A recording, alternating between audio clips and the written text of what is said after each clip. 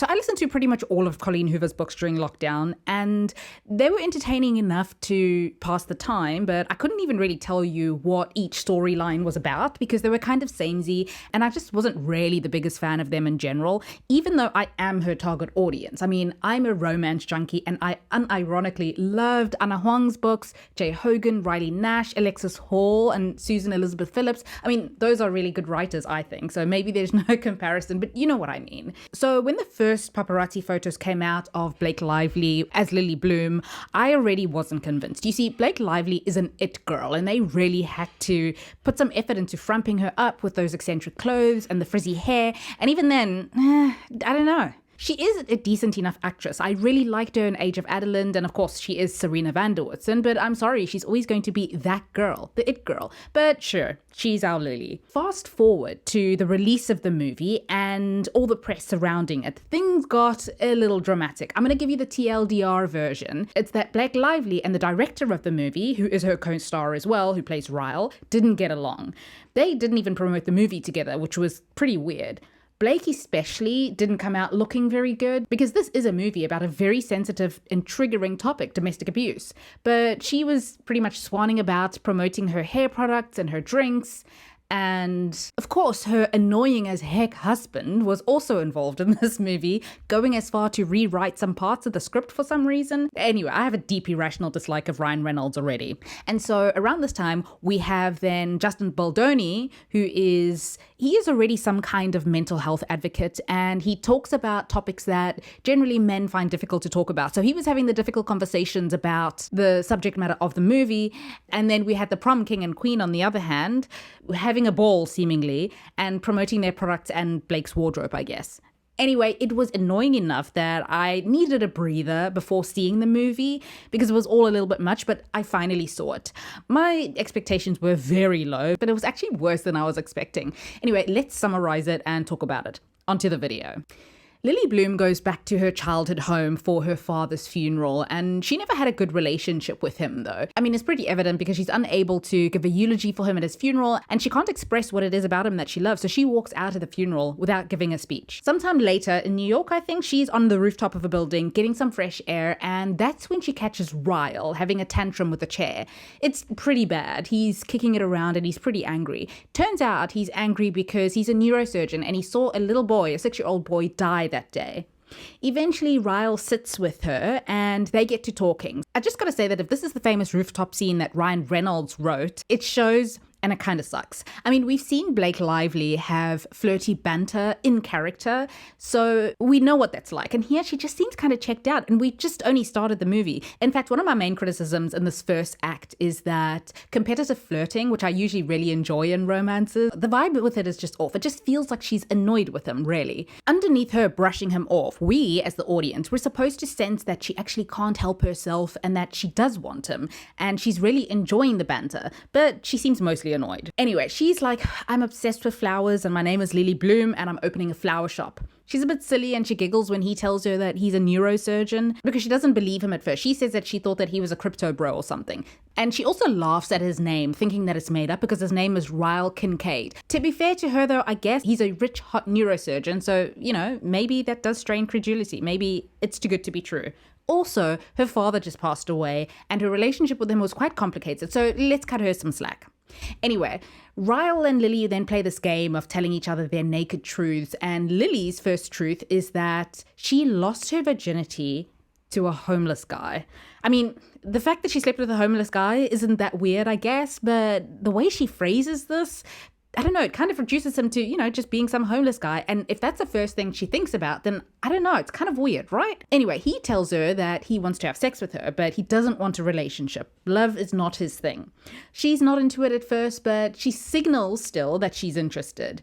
Then he does probably the hottest thing, the only hot thing that you'll see in this movie. He pulls her chair over to him, and as they start getting a little bit touchy, they're interrupted by a call. He answers the call and he tells the person on the other line to prep the OR, the operating room, and he'll be there to supervise. Some last-minute surgery, I guess. And yeah, this is hot. Anyway, Lily carries on with the joke of, oh wow, so you really are a neurosurgeon, and she laughs. I mean, I get it, but it's silly. We get a flashback then to younger Lily. She sees a boy sneak out of an abandoned house next door and she sees him take food out of the bin. He's homeless and they take the bus to school together. And this is Atlas, the homeless guy, I guess. The next day in the young Lily and Atlas timeline, she leaves a sleeping bag and some groceries for him. And they eventually get to talking, and it turns out that his mom kicked him out because she's with an abusive man. They slowly become friends then, spending time together after school and sitting together on the bus. And she offers him a hot shower one of the days and some clean clothes because, her parents are still at work by the time they come back from school. So he's allowed to hang out in the house. Well, he's not allowed to, but he can without them getting caught. She even kisses him on the bus in front of everybody because he's teased about being homeless and about having rabies, but she doesn't judge him for being homeless and she just doesn't care. So yeah, eventually they fall in love. And there's a really sweet scene where she teaches him about plants and they do some gardening together. And he comforts her then because her father has been abusing her mom and it was loud enough for Atlas to hear it from next door. So yeah, it was bad. Actually, these flashback scenes have a Hallmark Channel vibe to them, but they are sincere. And, as she told Ryle so rudely, she eventually loses her virginity to Atlas in the young Lily and Atlas timeline. In the present day, Lily gets the keys to her flower shop, and it sure is a fixer-upper. No matter though, a lady, very fancily dressed with a Birkin bag, comes by asking for a job pretty much. Alyssa tells Lily that she actually finds flowers quite depressing, but somehow Lily and Alyssa both have the same vision for the store. It's a long story. It's kind of important, but we'll get to that. Anyway, Lily offers Alyssa a job on the spot and they become fast friends, and we see this, interior design montage. Turns out Alyssa is Lyle's sister. So they meet again when Ryle comes to visit Alyssa at her job. So Lily and Ryle meet again after a few months. It's been a few months since their meeting on the roof, and Ryle gives Lily a very sweet smile and tells Lily that it's good to see her again. But just look at Lily's reaction. I'm just actually going to put the clip here so that you can see for yourself. This is her reaction to this handsome guy telling her that it's nice to see her again. It's a little over the top, and I kept on thinking, wait, this is Blake Lively and not Lily. So Lily decides to go out that evening with Ryle, his sister Alyssa, her employee, and the sister's husband. They all go bowling together. Ryle and Lily kind of flirt, but they agree to be friends. And at the end of the evening, he tells her that she should just let him kiss her so that he can get her out of his system. As usual, Lily seems annoyed by this, and she's just like, are you sure it's just going to be one kiss? Like, fine, I'll give you one. And oh, by the way, at one point when he tells her, I can't stop thinking about you, she answers, I'm right here. Again, with the attitude. So she's like, okay, fine, then you can kiss me. The kiss is kind of decent. It's pretty good. But then she remembers that she's not really supposed to be into him or something. By the way, who does the whole, I'm attracted to you, but we shouldn't be doing this, but I can't help myself? Anne Hathaway in that movie with the royal blue guy. To be fair, the conflict there was real. He was younger, he was famous, she had a daughter to think about. But I honestly kept forgetting in this movie why Lily was so resistant to Lyle. It was probably her own protective instinct in the background telling her to run from this man. But anyway, she does still want to hook up with him. Either way, she's annoying. He's also annoying because he could just ask her on a date like a normal person and just see where it goes. So yeah, it's a little bit uncomfortable watching them because they're both so weird about it all. But at one time as well, Lily lets out a huff and she's like, oh my God, you're so pushy. Which, yeah, that's kind of weird because she genuinely seems annoyed by him and he's not really taking the hint, which is not a good sign, by the way. So it's not all on her. He sucks as well. So obviously Alyssa and Lily are BFFs now, and Alyssa has a party and Lily goes to the party dressed to the nines and she sees that Ryle is talking to another woman, and so she takes her coat off and she struts by. It's obvious that she wants his attention, which fair enough. So she strategically, removes her coat and she walks by. He follows her, but she promptly tells him to stop flirting with her and that they're meant to be friends. She tells him to stop showing up at her shop and stop looking at her like that. And the expression on her face is of discomfort. So this doesn't come across as, don't do all that stuff, but I low-key like it. The vibes are just all off. She doesn't seem to want this at all. And Ryle says that he likes her, and she responds with, what are you, 5? God, these people are the worst. This movie is the worst. I hate it. She eventually agrees to go somewhere quiet with him, and they start making out, and things are getting really hot and heavy, and then she tells him to stop, because she knows that he likes things kind of casual, and she's not that kind of girl. She wants more than that, which fair enough. Lyle, I won't say he's a good sport. He's just a normal person who's like, okay, I respect you. Let's just sleep in the bed together for some reason. So they sleep in the bed together. It's all platonic. It's kind of sweet, actually. And yeah, the next morning, eventually, he tells Lily, you know what? I want to try dating. Finally. Okay, we're getting somewhere. Anyway, then we get a really cute montage, I guess, of them dating, going to a game, playing karaoke, going on dates. It's cute. And one day when Lily's mom is in town, she doesn't tell Ryle at first, and he's really offended. He says that he wants to meet the mother of the woman that he loves. She tells him that she loves him too, eventually, and then they kiss, but then their sincere moment doesn't really last very long because she pushes him away all joking like, and she's like, get off me or whatever. Like, I get the whole bit about her being a bit cutesy and coy, but at the same time, I'm going to need some actual honesty and sincerity from her, like for a bit of a stretch of time. Like, you like the guy. Why are we doing all of this? Why are we pretending the whole time? It's fine. Anyway, young Alice and Lily are going steady now, I guess. He carves her a heart from an oak tree, and it's the same tattoo heart that she has on her collarbone. I guess it's Atlas's heart on her collarbone that she carries with her, etched on her forever. Anyway, in the present day, it just so happens that the restaurant that Ryle, Lily, and Lily's mom go to is Atlas's restaurant. It was kind of always his dream. Like, he was always really good at cooking or something. So I think this was always his dream to open a restaurant in the books. I can't remember. So Lily, she has a genuine smile with him. She's beaming, she's a little bit giggly, and she excuses herself to go to the bathroom, and she and Atlas have a quick catch up. At one point, Lily wakes up and she sees Ryle cooking at home. And I'm kind of wondering if it's because he noticed Atlas was the chef of the restaurant and that there's something going on between her and Atlas. I didn't think of that until right now as I'm talking about it. But yeah, I wonder. He asks her if she wants a frittata and she snarkily says, what's going on here? Like, this feels like I'm in a porno. And I'm just like, is she ever normal? No, she isn't. Ryle asks about the tattoo on her collarbone and she plays it down and she says, no, it was just a silly thing that I did as a kid in school. He seems to sense that there's more behind it, and he tells her that it's his favorite part of her. This weird, cheap, janky tattoo on her shoulder, on her collarbone. Sure, Ryle. Suddenly, the frittata is burning and he rushes over to the oven to take the pan out. He burns himself and then he knocks Lily over, and he realizes it and he tries to go to Lily, but she pushes him away, like, leave me alone. She's all shaken up. She doesn't really mean to push him, but he falls over onto some glass and he cuts his hand.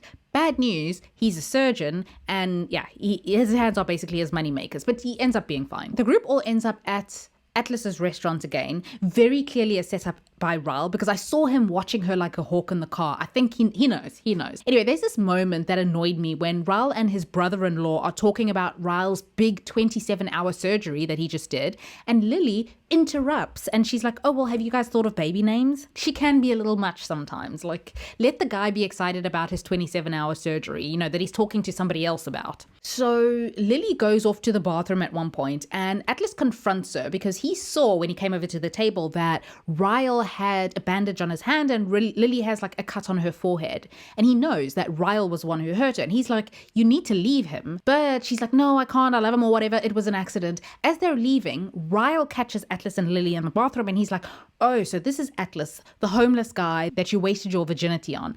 The guys get into a physical altercation then, and then the group has to leave the restaurant after a big scene. And he tells her that she has all of him, this man who's been a dam all his life, and she got the dam to break pretty much. So it's a big deal for Ryle falling in love. Anyway, Lily ends up comforting Ryle and she's like, no, we were kids. There's nothing going on now. I don't know him like that.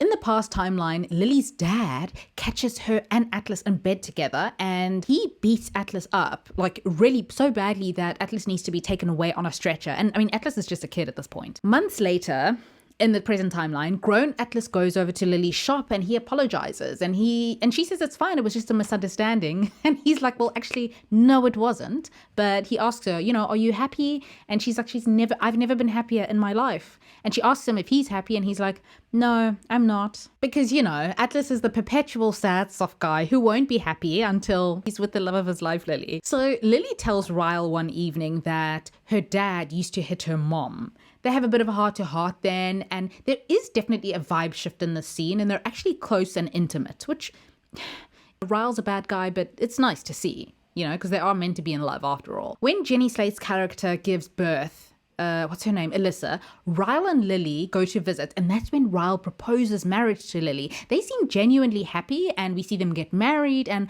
I actually wonder if they filmed these scenes first, because she seems genuinely happier, and maybe it was before all the drama started.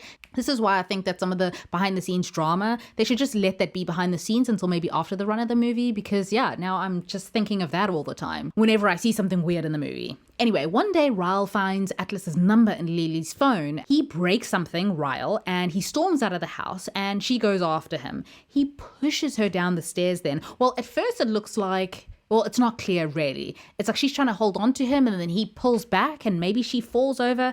Either way, this is strike two. Lily even knows it, but she falls and she has kind of concussion, and Ryle tells her that she fell. So Atlas's restaurant is inspired by his love for Lily, kind of. There's an article in the papers about the restaurant, and he says as much without really mentioning Lily's name, but obviously Ryle is onto him, he knows. And then it gets really bad. Ryle, who's all like obsessed and dangerous, he forces himself on Lily, and she's clearly very scared. She's telling him no, she's saying to stop, and honestly, I can't even imagine like the kind of fear that you must feel when someone that you know and that you love is about to hurt you in this way. It really scared me. And yeah, she tries to bargain with him and tell him that she really loves him. She's really desperate at this point. She finally does manage to get away and in the car. And then when she's sitting there, like kind of hyperventilating, all the other incidents become more clear. Like he did properly push her down the stairs. And in the kitchen, he didn't just kind of push her away in a panic. He shoved her away. He slapped her. And it wasn't some kind of, rush in the moment accident. Also, Lyle bit her. There's actually a proper bite mark on her clavicle and a pierced skin. And I kind of wonder, because I also, again, I'm only realizing as I'm recording this now, was it over the tattoo? Was it the spot with the tattoo?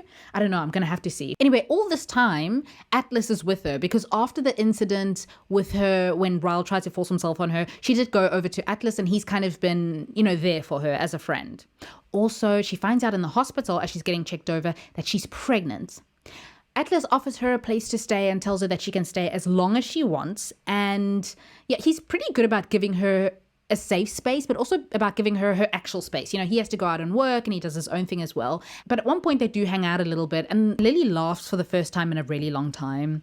Now, let's talk about this guy Atlas because, he's meant to be perfect. I really enjoy second chance love stories like this. And Atlas is kind, he's gentle, he's respectful. But, he's kind of like the guy who might play a character in one of the lesser Nicholas Sparks movies. He doesn't have a real vibe, really. He's just the good guy, But every time I try to mentally recast him in this movie, I just would draw a blank. I guess that means that he fits the character. Anyway, the chemistry, it's still a little off, but she is a bit more joyful around him. So Atlas tells her that the night that when he was a teenager, when he went to that abandoned house, he actually went there to take his life. And he saw Lily through the window and he decided that he just couldn't go through with it. She was the one who saved his life. When they finally do say goodbye to one another, he hugs her, Atlas, and he tells her that if she ever finds herself in the position to love somebody again, to just fall in love with him. The perpetual waiting in the wings good guy. Okay, Atlas. So Lily gets support from Ryle's sister when she tells her, and it's a genuine moment for both of the characters, even though, again, Jenny Slate's character is just a kind of a stand-in character, I guess. Ryle does help set up the baby's room and the baby kicks at one point and Lily lets him feel. He has his hands on her, which I really don't like. And then, they have a little emotional moment and he tells her to come home and he promises he'll get help. It'll never happen again, but she says no. He's still there for the birth of their baby. And by all means, he's a present father and co-parent. They have a talk then, and Lily asks him, what would you do if our daughter told you that her boyfriend hit her? And he admits that he would tell her to leave him and beg her to never go back. They end up naming the baby Emerson after Lyle's late brother. It's a really pretty name, actually, and a thoughtful gesture on Lily's part. It's her suggestion. Lily tells him then that she wants a divorce. And I really liked the scene because they're both looking at each other like properly for the first time. And it's ironic that they have the most chemistry when they're splitting up, but this is arguably one of the best scenes of the two main characters in the whole movie. Anyway, when Emmy is a toddler, Lily and Atlas run into each other again and they talk. And in the end, Lily asks, are you with anybody? And Atlas, our guy Atlas, good guy Atlas, says, no, Not yet. I love this. I was like, okay, I see you, Atlas. Talk about waiting in the wings. But you know what? I'm not going to be cynical about it. Fine. Go off, you two. This is really cute. It was decent. And that's the end of the movie. Also, a little bit of gossip. Apparently, Ryan Reynolds wants to buy the rights to the sequel because this travesty has a sequel. He wants to buy the rights from Justin Baldoni at any cost, to which I say, Justin should just sell it for $100 million and leave this mess. I just wouldn't want to work with somebody whose partner's paws are on my work all the time. Anyway, this movie took me days to finish because I kept on getting bored and distracted and falling asleep. The video also took me like 2 days to film because stuff kept happening. If you have seen the movie, feel free to share your thoughts and thank you for watching.